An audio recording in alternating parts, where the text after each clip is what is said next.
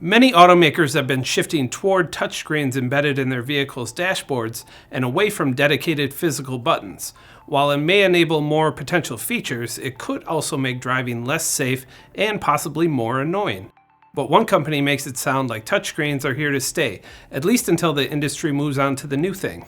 Wassym Bensaid, Chief Software Officer at EV maker Rivian, spoke this week at TechCrunch Disrupt 2024 and addressed in-vehicle buttons, calling them, quote, an anomaly. It's a bug, not a feature, he told the crowd. Ideally, you would want to interact with your car through voice.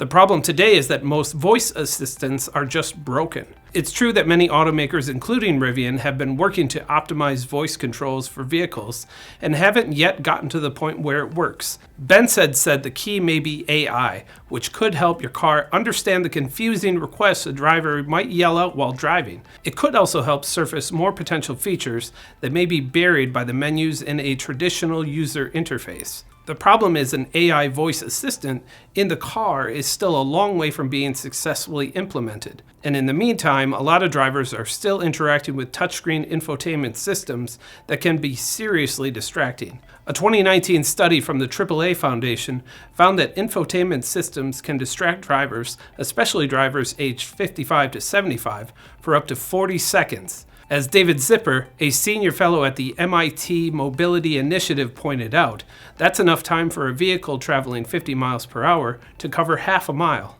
If using a smartphone while driving is frowned upon, it stands to reason that essentially using a tablet stuck to the dash would be too. But despite the cost and design engineering benefits of installing a touchscreen instead of accommodating a bunch of buttons and dials, some automakers like Hyundai and Volkswagen are still embracing tactile controls. I'm Ben Munson, and this is Manufacturing Now.